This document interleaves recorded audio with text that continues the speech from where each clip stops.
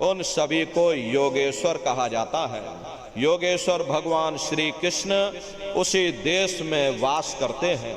ये जो ब्रह्म देश है वो श्री कृष्ण भगवान का ही देश है और श्री कृष्ण भगवान वहीं पर रहते हैं। ये बाहर की जन्माष्टमी नहीं है जो आप लोग यहाँ जन्माष्टमी मनाते हो, ये तो आपकी श्रद्धा है, कृष्ण भगवान के प्रति ये आपकी आस्था है। लेकिन महात्माओं ने कहा था भाई सही मायने में तुम जन्माष्टमी कब मनाओगे?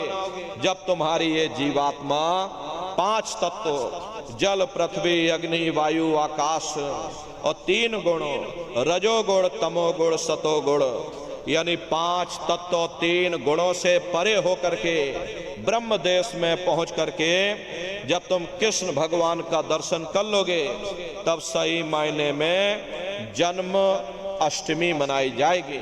वहां कृष्ण भगवान का दर्शन करने के बाद फिर तुम्हारी यही जीवात्मा तीसरे मंडल की आवाज को पकड़ करके और तीसरे मंडल की चढ़ाई करती है। आगे पहुंची सुन झंकार ररंकार धुन सुनी पुकार, आगे श्वेत सुन है भाई मान सरोवर पैठ नहाई। उसी के ऊपर तीसरा देश आता है जिसे महात्माओं ने सुन्न देश कहा, उसी को रारंग देश कहा जाता है, उसी को अक्षर और नेति कहा जाता है। वहाँ के जो मालिक हैं वो रारंग पुरुष यानी कि पर ब्रह्म पुरुष है। देखो प्रेमी भाई बहनों, इस बात का ध्यान रखिएगा, ये ब्रह्मा अलग है और ब्रह्म अलग है और पर ब्रह्म अलग है। तीसरे मंडल के जो स्वामी हैं वो पर ब्रह्म पुरुष हैं। वहाँ किंगरी और सारंगी 2 धुनें उस लोक में गूंजती रहती हैं और पर ब्रह्म पुरुष का जो स्वरूप है वो पूर्णमासी के चंद्रमा के समान बड़ा ही मनमोहक स्वरूप है। इसी स्थान पर प्रेमी भाई बहनों एक बहुत बड़ा अमृत का सरोवर बना हुआ है जिसे महात्माओं ने मान सरोवर कहा। जब तुम्हारी ये जीवात्मा उस मान सरोवर में जाकर स्नान कर लेगी तो जन्म जन्मांतरों के तुम्हारे मैले पाप कर्म साफ हो जाएंगे। अरे यहाँ के पानी से तुम्हारे कर्मों की सफाई नहीं होने वाली, ये बाहर का पानी तुम्हारे शरीर के मैल को धो सकता है, लेकिन जो पापों का मैल है, जो अंतःकरण में कर्मों की गंदगी पुण्य और पाप के बोझे जो आपने अपने ऊपर लाद रखे हैं वो जब साफ होंगे जब आप तीसरे मंडल पर पहुंच करके उस गंगा में डुबकी लगाओगे। उस गंगा में स्नान करने के बाद में ये जीवात्मा हंस रूप हो जाती है। हंसन मिले हंसा हो जाई, मिले जो अमी आहारा है।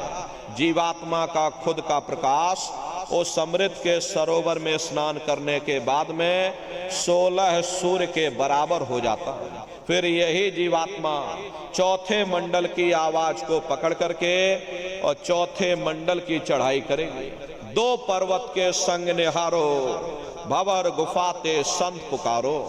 2 पर्वतों को पार करने के बाद में वो बड़ा सुंदर देश आता है जिसे महात्माओं ने भंवर गुफा कहा। वहाँ के जो मालिक हैं वो सोहंग पुरुष हैं। यहाँ बंसी यानी मुरली की मधुर ध्वनियाँ सदा उस लोक में उच्चारण होती रहती और सोहंग पुरुष का जो स्वरूप है वो दोपहर के सूर्य के समान महाप्रकाशवान स्वरूप है। अरे स्वरूप में अंतर है। पहले स्थान पर निरंजन भगवान का जो स्वरूप है वो ज्योतिष स्वरूप है। दूसरे स्थान पर ब्रह्म का जो स्वरूप है वो सुबह के लाल सूर्य के समान है। तीसरे स्थान पर ब्रह्म पुरुष का जो स्वरूप है वो पूर्णमासी के चंद्रमा के समान है। और चौथे स्थान पर सोहंग पुरुष का जो स्वरूप है वो दोपहर के सूर्य के समान महाप्रकाशवान स्वरूप है। और वहाँ के धनी का दर्शन करने के बाद में ताके परे धाम सतनामा बीन बजे सतलोक ठिकाना। सोहंग देश के ऊपर वो 5वां देश आता है जिसे महात्माओं ने सचखंड देश कहा। वो सचखंड देश अजर अमर अविनाशी सदा एक रस रहने वाला देश है। वहाँ न काल है, न कर्म है, न दुख है, न संताप है, न पुण्य है, न पाप है। जो जीवात्माएं वहां पर पहुंच जाती हमेशा के लिए जन्म मरण के बंधनों से आजाद हो जाती। वहां के जो मालिक हैं वो सतपुरुष भगवान हैं, जिनके रोम रोम में खरबों